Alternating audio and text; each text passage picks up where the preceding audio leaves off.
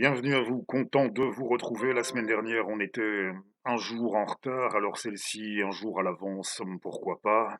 Et on dit que l'erreur est humaine. Sûr, c'est pas une IA que vous avez en face de vous, alors je tenais tout de même, permettez, quelques instants. Il faisait affreusement froid. Il faisait affreusement froid, il neigeait. Et il commençait à faire sombre. C'était le dernier soir de l'année, la veille du jour de l'an. Par ce froid et dans cette obscurité, une petite fille marchait dans la rue tête nue et pieds nus. Andersen et la petite fille aux allumettes, l'intro bien sûr. Je tenais à vous présenter mes plus complets regrets, à vous soumettre mes excuses. En effet, c'était une confusion mentale dans ma tête, je le savais pourtant, et je vous prie de croire au sujet de l'opéra d'Augustena, hein, c'était tiré non pas de la petite sirène. Tout le long, il fallait entendre, la semaine dernière, quand je disais non pas la petite sirène, il fallait entendre à la place, bien entendu, la petite fille aux allumettes. Et c'est de la petite fille aux allumettes qu'a été tiré l'opéra que je vous recommandais d'Augustena. Je le savais, je vous prie de croire que c'est une œuvre que je connais très bien et que j'apprécie depuis une vingtaine d'années. Mais voilà, confusion mentale, il le faut croire, et on fera tout pour que ce genre de choses n'en viennent plus à se reproduire. Aujourd'hui, un numéro autour de la Russie, peut-être des choix qu'on se risquerait, ce ne serait pas excessif, assez corsé, et même quelque part, vous allez pouvoir en juger assez pointu. Et pour changer, histoire de vous lire en guise de texte d'ouverture ou un poème ou un fragment de roman ou d'essai, de correspondance, pourquoi pas cette fois-ci un article d'encyclopédie, car le personnage de l'histoire russe avec lequel nous allons ouvrir le feu, il n'est peut-être pas des plus connus en Occident. C'est que je vais vous montrer quelques livres qui ont récemment été édités ou réédités. Et, pour commencer, oui, c'est que je me suis mis, figurez-vous, dans l'idée de lire. J'en ai fait l'acquisition il y a très peu de temps. J'y reviendrai, ma lecture faite, mais j'aimerais déjà vous le montrer aujourd'hui. Comme ça, ce sera fait. Lire la vie de l'archiprêtre Avvakum. Et pour se situer historiquement, eh bien, il a vécu 1620-1682. Ça correspond, si on se, pour les repères, si on se met par rapport à l'histoire française, l'histoire hexagonale, Louis XIII, Louis XIV, surtout. Le règne de Louis XIV en France, et lui, pour sa part, eh bien, on a mis fin à ces jours, c'était sous le règne du tsar Alexis. Et dans ce livre, d'ailleurs, vous trouverez non seulement la vie de l'archiprêtre Avvakum écrite par lui-même, mais aussi la dernière épître qu'il avait adressée au tsar Alexis, Alexis Romanov. Notre édition, c'est une traduction du vieux russe, j'y reviens dans quelques instants, une traduction du vieux russe avec une introduction et des notes de Pierre Pascal. Et c'est une initiative, je devrais dire un acte éditorial, car ça devenait difficile. Je l'avais déjà possédé par le passé, une ancienne édition en grand format en blanche dans la collection de littérature étrangère. Oui, c'était sorti il y a un bail, hein, celle-là dans la blanche, à la NRF. Et je l'avais égaré, vous savez, je vous ai déjà parlé de ces bouquins que j'ai pu égarer à une époque où j'étais particulièrement distrait, quand je lisais beaucoup dans les transports en commun, dans le train. Ça m'arrivait fréquemment. Ça a pu m'arriver aussi de revendre des ouvrages en me les faisant glisser, en les ayant fait glisser par erreur dans une pile d'ouvrages à revendre en occasion. C'était peut-être ça, allez savoir. En tout cas, je suis content de cette réédition. Et je parlerai, comme je le fais dans ces cas-là, d'un acte éditorial aux éditions des Sirtes. Avakum, oui, il n'est pas c'est pas un personnage très connu, qu'on évoque beaucoup en Occident. Je n'irai pas jusqu'à dire il faut être spécialiste, je n'ai pas l'ambition de l'être, je ne l'ai jamais été, hein, mais peut-être faut-il quelques heures de vol, en effet, je me disais: «Ce sera toujours mieux que ce que vous pourrez jamais vous procurer en allant sur Wikimachin» ou je sais, je vais encore passer pour un ringard en disant ça, qui n'a pas saisi toute une série de réalités de son époque, n'empêche, 15 ans de radio privée, 10 ans de professorat et durant 13 ans, la meilleure émission de sur la bande FM en Belgique, consacrée au 9e art. Mais oui, je suis un ringard tout juste bon, voilà, à être un objet de raillerie en raison de ce qui serait déjà son âge avancé. Bon allez, hein, je blague, je n'ai de rancœur véritablement à l'adresse de personne, mais dans l'hypothèse où jamais vous me trouveriez ringard, oui, je persiste à penser que ce sera toujours mieux que ce que vous pourrez jamais vous procurer sur Wiki machin chose ou sur GPT dans le caniveau, ou je ne sais trop bien où. Et je vais vous lire l'article qui était consacré à Avakum. Notre, personnage, c'est un des personnages les plus démesurés de l'histoire russe, assurément de l'histoire russe, de l'Ancien Régime, de l'époque tsariste. Sa présentation, l'article, la partie biographique tout du moins, qui lui était consacrée dans la remarquable encyclopédie de la philosophie russe sortie en 2010 aux éditions L'Âge d'Homme, et je tiens tout de même à la saluer. J'ai dit encyclopédie, dictionnaire plus exactement, hein. Oui, c'est agencé dans l'ordre alphabétique, vous l'avez saisi, pardon encore. Oui, un jour on y arrivera. On sera en mesure de vous faire un numéro sans accroc, sans confusion. Un jour on y arrivera. Dans le dictionnaire, pardon encore, dans le dictionnaire de la philosophie russe sous la direction de Michael Maslin, que je tenais à saluer de la même manière que la directrice de l'ouvrage, oui, un ouvrage effectué sous la direction de Françoise Lesourd, chez notre éditeur suisse de Lausanne. Alors, l'article Avakum 1620, Grigorievo, qui avait vu le jour dans le gouvernorat de Nijni Novgorod en 1620. Et il est mis à mort à Pustorzyorsk, Pustorzyorsk en 1682. L'un des premiers guides spirituels et confesseurs de ce qu'on appelle la vieille foi, mort martyr sur le bûcher. Alors voici son histoire.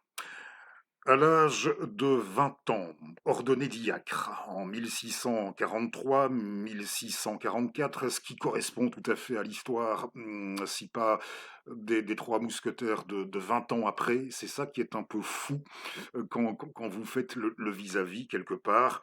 Oui, en 1643-1644, il est prêtre au village de Lopatitsa, une foi profonde, sincère, alliée à une intolérance à l'égard des impies, lui attachèrent ses paroissiens, suscitant en même temps les mécontentements et les persécutions des autorités locales, dont il dénonçait les vices. Rakoum est contraint de fuir Moscou. Il se rapproche du cercle des zélateurs de la pitié qu'avait rejoint le confesseur du tsar lui-même, Stéphane Vonifatiev, ainsi que l'archiprêtre Yon Neronov. Les membres du cercle, qui se dénommaient les Amis de Dieu, s'efforçaient d'établir une rigoureuse discipline liturgique dans l'Église russe. En 1652, Avakoum devint archiprêtre de Yourevets Povlovski, mais ça, pardon pour la mauvaise prononciation, mais sa sévérité et son zèle pour la foi dressèrent ses ouailles contre lui, et il fut contraint de se retirer l'année même à Moscou, où il entra dans le clergé de la cathédrale de Kazan.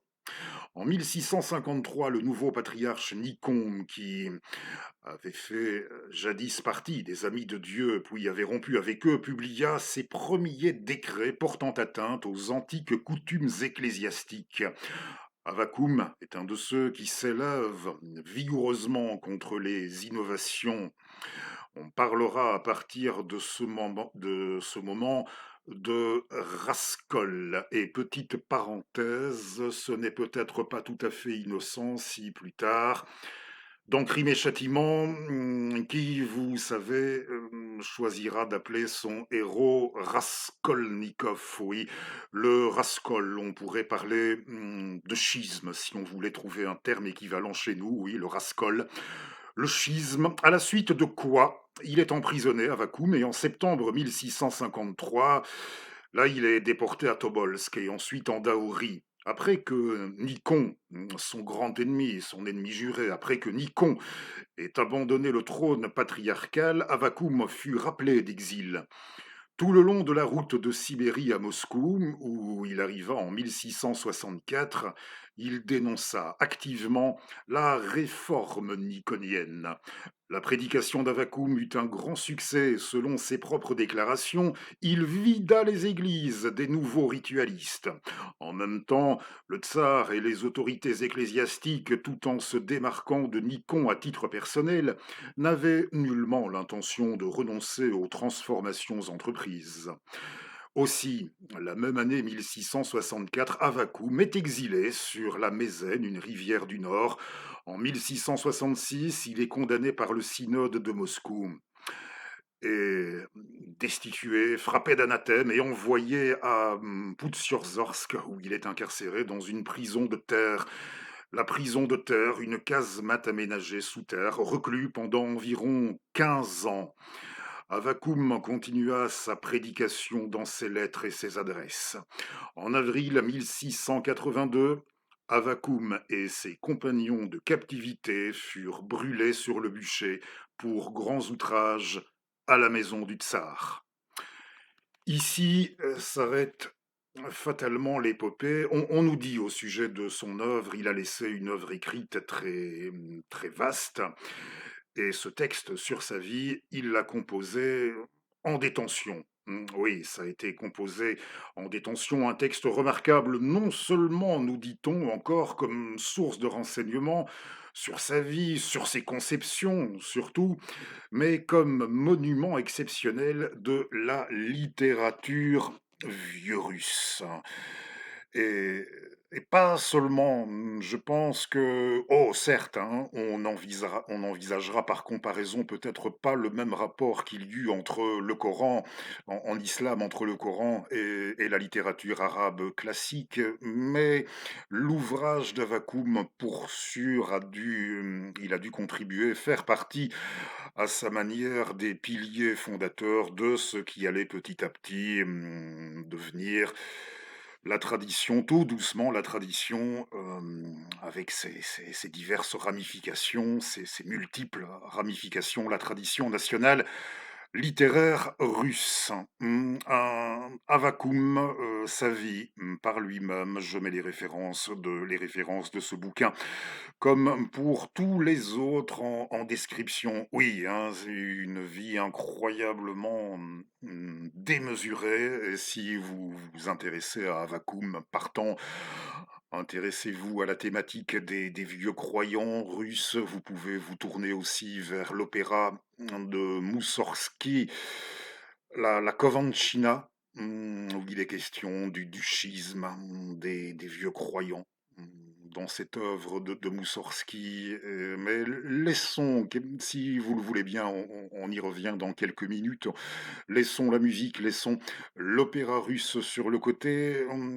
J'ai décidé de procéder par ordre chronologique, le XVIIe siècle, et là on va en sauter trois directement. On passe de l'époque tsariste sans transition, on passe de l'époque tsariste au début de l'ère soviétique et une autre réédition. Les éditions Christian Bourgois, je vais vous montrer l'édition en grand chez Bourgois que je possède depuis plus d'une trentaine d'années et ils se sont enfin décidés à le mettre sur le marché en 10-18 en format de poche. Il s'agit d'un livre de... Alors l'auteur d'abord, c'est un livre de Vladimir Zazoubrine pendant très longtemps.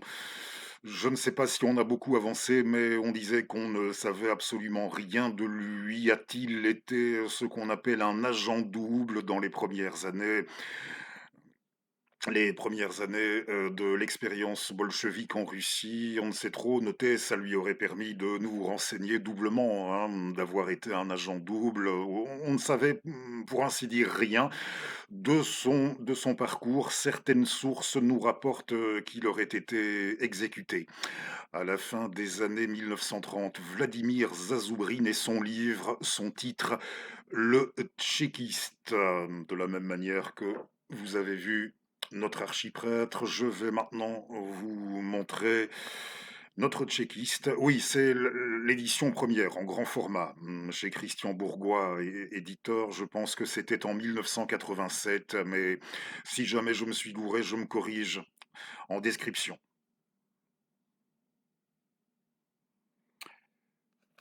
Vladimir Zazoubrine, le tchéquiste, un tchéquiste, un policier de la Tchéka qui allait devenir du commissariat du peuple aux affaires de l'intérieur, Tchéka qui allait devenir GPU, qui allait devenir NKVD, etc.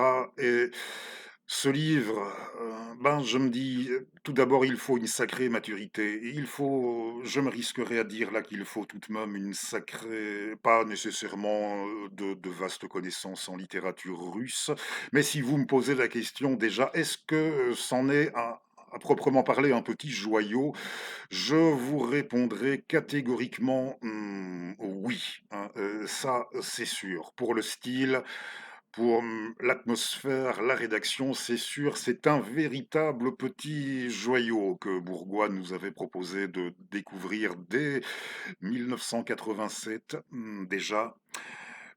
Pour le contexte, je ne suis pas certain, je ne suis pas certain qu'ils aient éliminé autant de gens au même endroit par les mêmes. Ce n'est pas dit qu'il n'y aura pas eu, pour les besoins de l'intrigue, condensation, pendant ce qu'on a appelé la terreur. Il faut se dire, alors oui, on élimine, il y a prise et c'est assez effroyable, je ne vous le fais pas dire, il y a prise et élimination d'otages par les rouges en réponse à prise et élimination d'otages par ceux d'en face, les blancs, hein. Il faut bien se dire alors que les deux camps étaient... Oui, on est en droit de trouver ce qui est décrit tout à fait effroyable à juste titre, mais en ce qui me concerne, bon, pour autant qu'on consentira à reconnaître que ceux d'en face étaient aussi cruels, aussi effroyables, aussi impitoyables, aussi féroces, froids, cruels, calculateurs, oui, les blancs que les rouges. À ce moment-là, je vous dirais, ok, à juste titre, vous pourrez ressortir, oui, rempli, oui, vous, avec effroi, de votre lecture, le fait qu'on situe l'ouvrage quelque part, ça me laisse complètement froid, mais je n'ai pas envie d'insister là-dessus, hein, la manière dont, oui, la manière dont on nous le vend, dont on nous le présente pour cette nouvelle édition, me rappeler comment ça pourrait se situer quelque part entre Kafka et Orwell. Perso, ça me laisse froid, mais je vous l'ai dit, hein, je le vois perso véritablement comme un petit joyau, oui, un joyau en qualité de rédaction et d'écriture de la littérature russe. Et c'est que notre héros ici, Sroubov, c'est tout de même, mine de rien, d'abord l'histoire C'est un mec qui pète les plombs, donc qu'on voit sombrer dans la démence et vous me direz avec raison, ce qu'il fait n'arrange pas les choses, mais je me demande si ce qui lui arrive et ce qui nous est raconté, son parcours à lui qui nous est narré, ça aurait très bien pu, somme toute, se produire dans n'importe quel autre, contexte socio-politique, en présence de forces, ne faisant pas dans la dentelle, ne faisant pas la révolution, assurément comme on fait un dîner de gala, mais c'est le récit, petit à petit de oui, on le voit s'enfoncer dans la démence petit à petit. Il y a, cette cristallisation autour d'un autre, oui, d'un autre, de elle, hein, qui revient constamment, elle avec un grand E, qui est cette femme? Est-ce que c'est une cristallisation chez lui autour d'une absente, oui, de quelqu'un dont la présence lui fait cruellement défaut? Il y a une cristallisation, quelque part, jointe à l'idée qu'il se fait, pour sûr de sa mission dans le cadre historique où il agit et certaines scènes, pardonnez-moi, sont assurément là aussi aux limites du supportable, hein. Le tchéquiste de Vladimir Zazoubrine, je frémis, il va sans dire, à l'idée, à la facilité avec laquelle oui, on va s'empresser la ré pour ce qui est de récupérer, d'opérer une récupération de cet ouvrage à des fins politiques et idéologiques et vous n'aurez pas de mal à vous représenter, dans quel sens. Il me semble pourtant vous avoir dit ma façon de voir les choses en matière, de recontextualisation historique déjà et puis je pense bien que son histoire à Srouboff, elle aurait pu se produire dans n'importe quel autre, contexte historique présentant ne serait-ce que des similitudes sur le plan aussi bien sur le plan du fond que, de la forme, hein et dites-vous que pendant que notre tchéquiste, exécute, en Russie, il y a à la même époque, il y a entre 800 et 900 000 hommes de l'armée rouge qui périssent, faute de médicaments, de vivres consécutivement au blocus imposé par les puissances, des démocraties, des dites démocraties occidentales, hein, du blocus imposé à la jeune Russie soviétique, et les blancs, ceux que combattent le héros du bouquin, sont, pareillement, en même temps, soutenus militairement par pas moins de 14 puissances étrangères. Bon,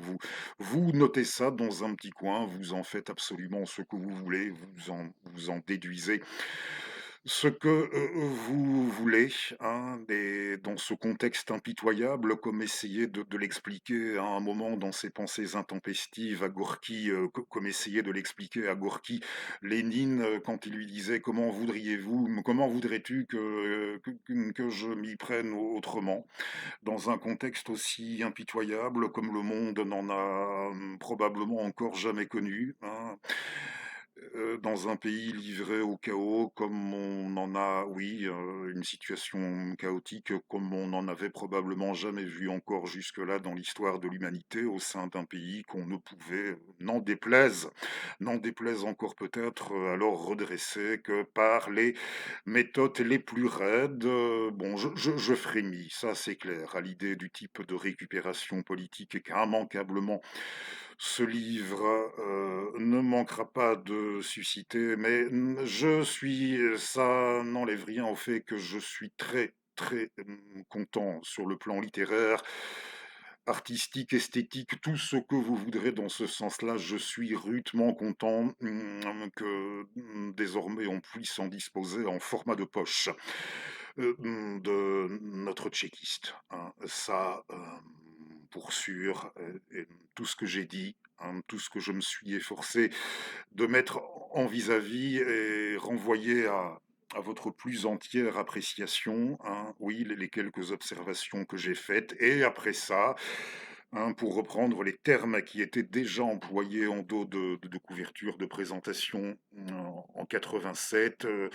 Après ça, si on s'efforce de tenir compte, enfin me concernant, si on s'efforce d'en tenir compte de ces points-là, une puissance d'évocation jamais lue de la Terre rouge, oui, de la Terre rouge, une puissance d'évocation littéraire encore jamais lue.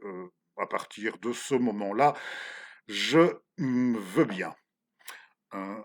Ne mettez peut-être pas ça non plus entre toutes les mains, hein. Des scènes franchement aux limites du supportable. Mmh. Le tchékiste de Vladimir Zazoubrine, perle de la littérature russe contemporaine, après vous avoir montré le classique, ce classique vieux russe d'Avakoum, hein, appréciez le contraste et un peu de musique. Pour terminer, je vais vous remettre en ligne ce texte dont je vous avais déjà fait la lecture sur la souffrance, le destin russe et la musique, tiré d'un livre d'un philosophe français, Monsieur Amédée Ponceau. Monsieur Amédée Ponceau, j'avais investigué sur lui, il aurait été notamment on lui doit des ouvrages, d'initiation, nous allons dire, d'introduction à la philosophie. Il aurait été proche de Sartre, sur le tard de Sartre et de son existentialisme. Ce bouquin, dont s'est tiré La musique et l'angoisse, il a été édité, c'était une maison d'édition, ça devait être une maison d'édition catholique, qui a édité des ouvrages à certains moments, franchement, pas n'importe quoi. Quand je dis franchement pas de la bibine, notamment le fameux Simone Weil tel que nous l'avons connu de Gustave Thibon. Et vous allez voir maintenant La musique et l'angoisse d'Amédée Ponceau. Oui, j'ai dit, je ne sais pas si j'ai dit, j'ai toujours la tentation de dire que c'est sorti à la fin des années 40, mais je crois que c'est un petit peu plus tard tout de même, 1951. Voilà, 1951 et le livre, plus de la moitié de cet ouvrage, notre auteur avait jugé bon de consacrer son livre sur la musique et l'angoisse. Là encore, vous en déduisez ce que vous voulez. Plus de la moitié de son ouvrage, rien qu'à la destinée de la musique russe. Et puis, vous avez la seconde partie, trois musiciens européens, il y avait Schumann, il y avait Chopin et Liszt, Franz Liszt, hein, voilà, Robert Schumann, Franz Liszt et Frédéric Chopin. Je ne sais pas si c'est le genre de livre en ligne, peut-être, mais je vous ai déjà raconté, perso, j'ai jamais fait d'acquisition de bouquins en ligne. Je me l'interdis, je vous ai rapporté les raisons pour lesquelles je m'interdis la chose. Je me retrouverai très vite à sec ou plus encore, hein, donc je m'interdis ça, je m'interdis la chose, mais peut-être en ligne que ce sera plus facile pour vous qu'en bouquinerie. Alors, ah oui, j'étais sur le point d'oublier avant de vous lire non pas non, je vais pas vous lire l'intégralité, je vais pas vous lire la moitié du bouquin, il va sans dire, mais son chapitre de conclusion de la partie sur la musique russe à m'aider. C'est ça, si ça vous dit de me suivre encore quelques minutes, qu'il vous sera donné d'entendre.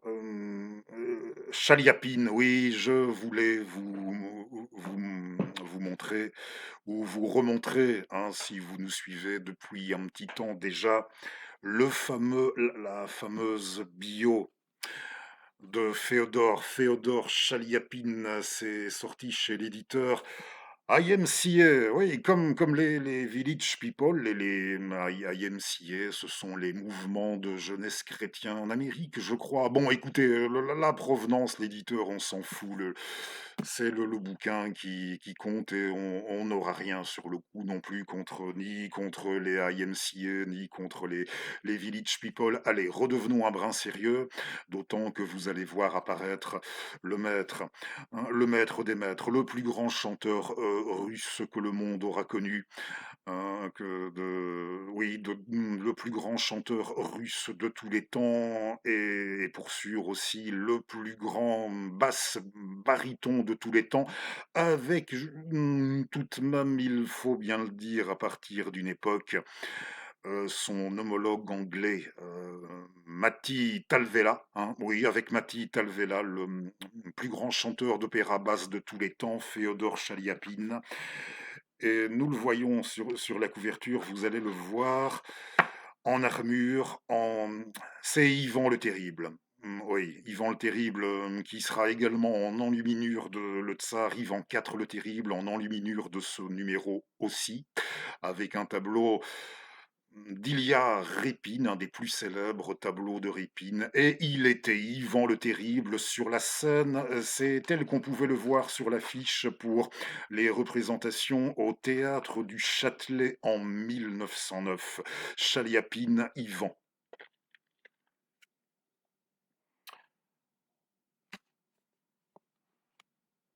Et vous en avez pour quelques belles heures de lecture. Un livre qui a été écrit par Sylvie Mamie, qui est sorti il y a 2 ans environ. Je tenais à vous le montrer, le cas échéant, à le remontrer dans ce funeste fret. Je pense que ce sera difficile de trouver plus complet en tant que travail. Il n'y en avait pas des masses, hein. À ma connaissance, il n'y en avait pas des masses, des livres sur lui, son parcours, sa carrière à Féodor, si amateur de musique russe, de musique en général, ou tout simplement passionné. Passionné d'histoire russe ou de ce que vous voulez, je vous le recommande. Franchement, vraiment, le livre de Madame Sylvie Mamie. Et nous partons. Nous partons maintenant oui, pour ce pays, autour de ses souffrances, de sa destinée, de son histoire, de sa musique, en enluminure de ce numéro, le tableau d'Ilya Répine. Le tsar Ivan IV le Terrible vient de tuer son fils de ses propres mains et il réalise ce qu'il vient de faire, pardi. Alors, permettez, oui, il est là. On va dans la musique et l'angoisse. Si ça va dans l'ensemble, ce numéro. Bon, vous savez, hein, j'ai franchement pas été très bien ces derniers temps. Je ne suis pas encore tout à fait rétabli. Alors, vraiment, je vous fais, voilà, c'est franchement du mieux que je le peux. Vous n'êtes pas content, vous n'êtes pas content. Je pense qu'il doit déjà y avoir pas mal de raisons. J'ai donné encore pas mal de raisons de se désabonner, je crois bien, dans ce numéro, hein. Oui, eh ben, que voulez-vous, c'est comme ça. Je m'intéresse à l'histoire, mais j'aime bien des fois tempérer, nuancer, par rapport à certaines choses, hein. Ou par rapport à certaines choses, dans l'absolu. Voilà, hein, dans l'absolu, pour sûr. Le chant de l'alouette, c'est non, oui, dans l'absolu, l'indignation sélective chez moi, ça fonctionne pas. Alors, le chant de l'alouette, c'est le titre du dernier chapitre du livre de feu Monsieur Amédée Ponceau sur la souffrance, la souffrance, la destinée russe et la musique surgit d'une profondeur historique, pour sûr. Et je vous remercie d'ores et déjà de m'avoir suivi. Surgit d'une profondeur historique qui est celle du temps naissant, d'une profondeur humaine qui est celle de l'angoisse originelle, la musique russe, par sa fulguration imprévue, a bouleversé le monde des arts et le monde des âmes. Mais regardons vers l'avenir. Est-ce un don offert à jamais, cet écho des steppes, cette voix du fleuve, cette prière devant le palais, cette folie suave au cabaret? En possédons-nous le secret? Ne risque-t-il pas de se perdre? Alors, chaque peuple s'interroge.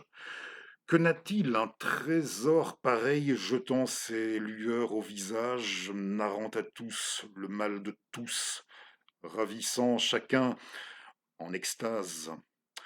Pour nous, Français, problème qui irrite et harcèle, que nous manque-t-il? Pourquoi pas nous? Car enfin, une histoire poignante, nous en avons une. Nous avons une musique aussi de la qualité la plus fine. Même de chants populaires, nous ne sommes pas privés. Les nôtres ont le timbre le plus reconnaissable, breton ou limousin, provençal ou bressan. Mais des chants qui nous rassemblent tous, où notre cœur à tous se reconnaissent, qui montent sans effort aux lèvres. Nous n'en avons guère, peut-être que nous n'en avons pas. Il n'est pas d'envol spontané qui porte à travers tout le pays le trouble dont un cœur est plein et que retrouve un Moussorgsky. Nos vieillards à nous chantent-ils comme le cordonnier de Gorky, Orloff, comme le vieux cor de Tourguenieff? S'ils chantent, c'est au coin des rues.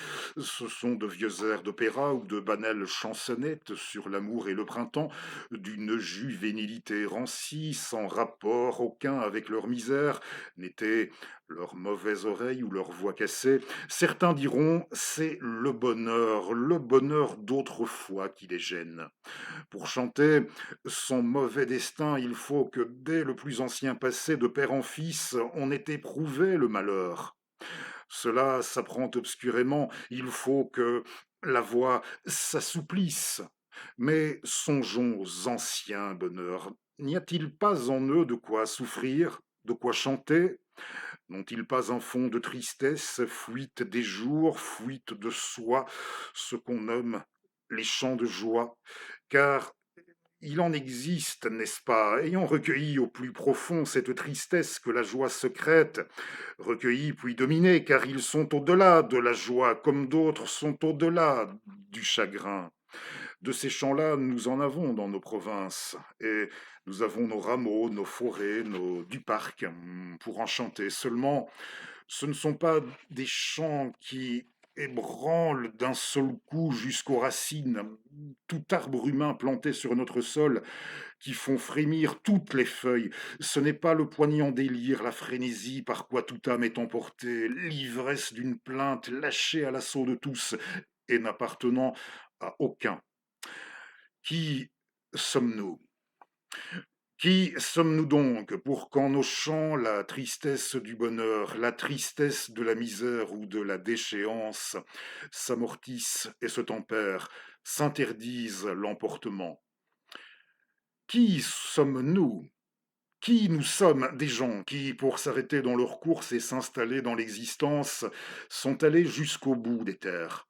Il leur a fallu des vallées, des enclos au pied des collines, des sentinelles bien placées, des horizons diversifiés, faisant écho à leurs soucis au lieu de leur ouvrir l'espace.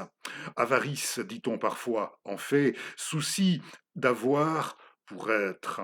Ce que dit un fameux sonnet de Plantin: bonheur de ce monde, avoir une maison commode, propre et belle, un jardin entouré d'espaliers odorants, souci de la possession pour le recueillement, pour le déploiement d'une architecture personnelle de l'existence.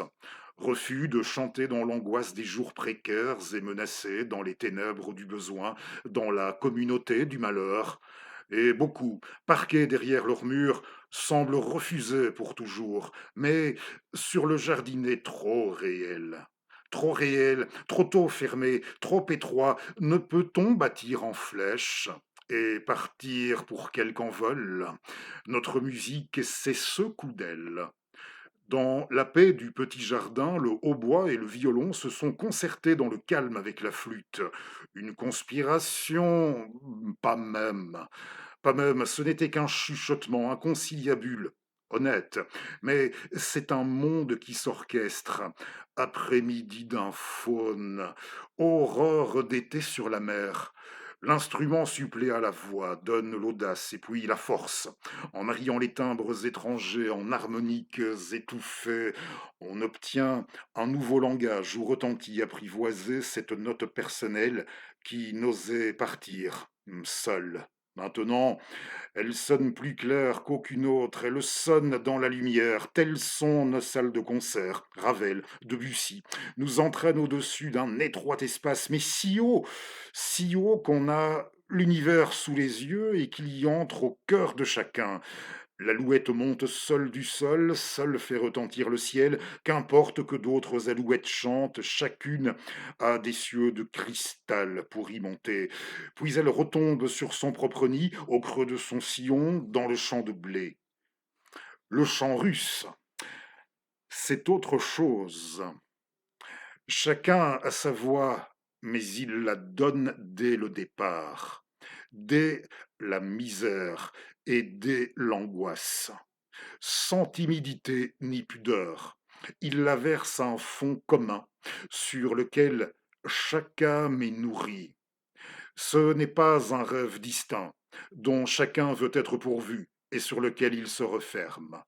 C'est un vaste refuge offert, un cabaret éblouissant et chaud, où l'âme en frissonnant se glisse, reprend un bain d'humanité, plonge dans la misère commune, se repaît de consolation, cède à la griserie des larmes, couverture jetée sur les épaules au moment où le corps est transi, satisfaction immédiate et sommaire qui comble le cœur sanglotant.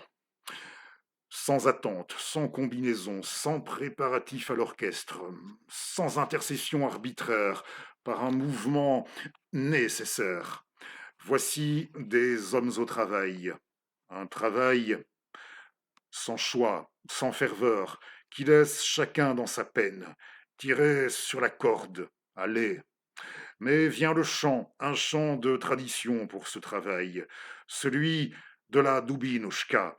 Un gars à belle voix improvise un couplet dont tous reprennent le refrain, banale liaison de syllabes, mais modulation de misère, chaud d'épaisseur de misère commune sur la souffrance de chaque âme.